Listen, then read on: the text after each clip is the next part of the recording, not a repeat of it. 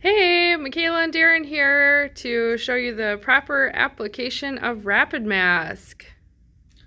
All right, thank you.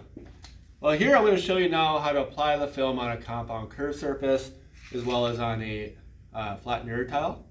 So as you can see in the last two videos, we did discuss how to make the film and what to look for. So here's the two pieces we're going to do right now. We have a photopositive, which was exposed to UV light for 90 seconds, and you have your ready-made stencil.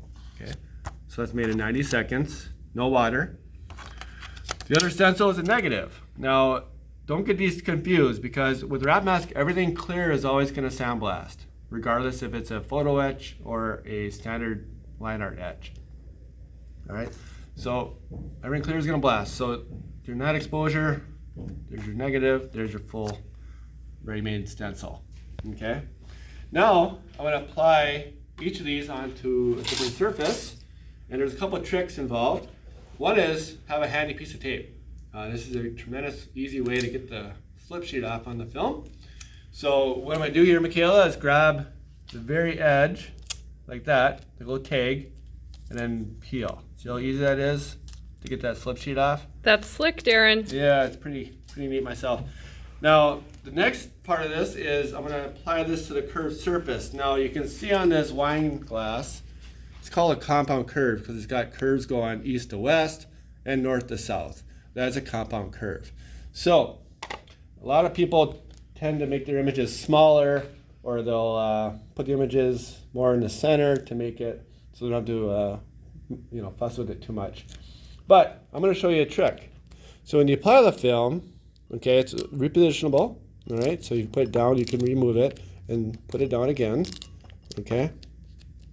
Now, it's really simple. You gotta be a half inch below the lip line, and like a registration line or whatever. But I wanna show you how to apply it. So you take your thumb, and all you're gonna do is trace the lettering with your thumb, like that. Okay? So it's really good for like monograms. We're doing somebody's name or date. All you're doing is pushing all the air away from your membrane. That's going to blast. Okay, all these little wrinkles out here, I don't care about. Okay, they're out there. I'm just going to completely ignore them because when I blast it, I'm going to just follow the same line that my thumb followed.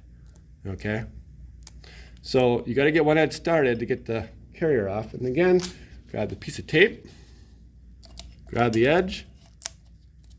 One sec here. Grab the very edge again and peel on the carrier.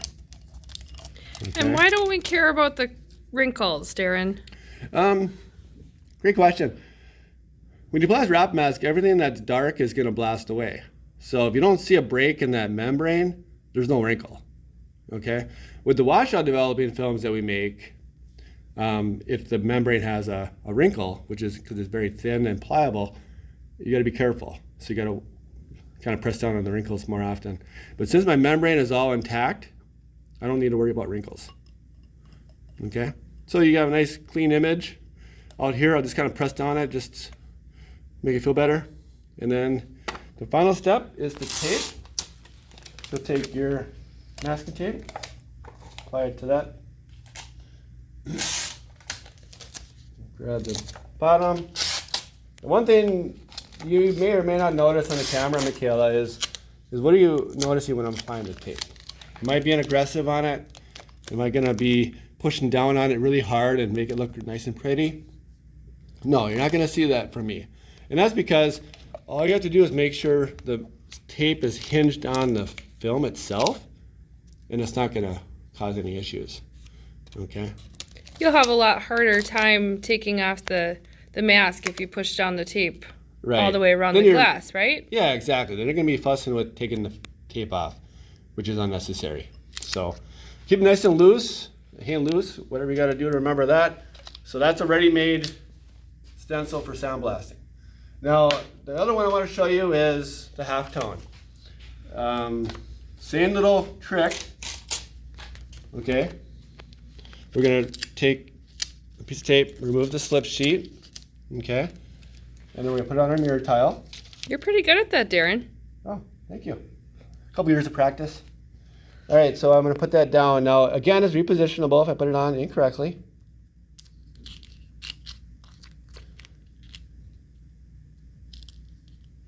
You can move it around too a little bit.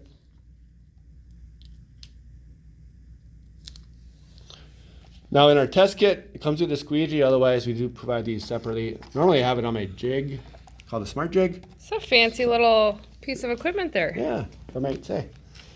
And then what you're going to do with the squeegee is start in the middle, you're going to work your way to the edge. Middle to the edge. Okay, that's how you remove air behind the film. If you start at one edge and work your way to the other, you'd have to do it a different method called the hinge method. But in this case, I would always recommend start in the middle, go to the edge. Okay, simple as that. Now we get the same as the previous one. We got to remove the carrier sheet, which all of our films have, whether it's washout developing film or the dry film RapidMask. So we take this and remove the carrier. Okay. Now you'll see on the Smart Jig unit, I have what we call a wire wheel. Okay. If you are curious what this is for, is if you look at the stencil, you know, even if I did this for 20 years, it's really, and it eyes like a 18-year-old, you know, it's hard to see if there's any bubbles in there because it's a very thin film, right? So it may create a few bubbles that you may not see with the naked eye. So we have this little device that helps, you just run this across like that, and it perforates every little air bubble in that mask. And the reason why you don't want air bubbles in there is because an air bubble could pop and it creates a big white blob in your halftone, which doesn't look very good, right? So this little wire wheel saves a lot of time. I'm not having to look at it through an inspection light or anything like that. I rely on my wire wheel, and that's all you have to do. So very simple. Final steps, you're going to run the tape again across. Again, you're hinging on the edges. Make sure you don't cover up your design, so your border on your film is critical at this point. On a halftone, we did do a 1/4 inch border. I do recommend maybe a 1/2 inch border, so you don't have to be so careful applying the tape on the edge. But again, it depends on your preference. So you can see, I got my applied halftone, and again, the same rule applies. You may want to just, so it's not so sticky in your machine, in your hands. Just going to go like that. So here's your 2 pieces ready to be sandblasted. Excellent, Darin.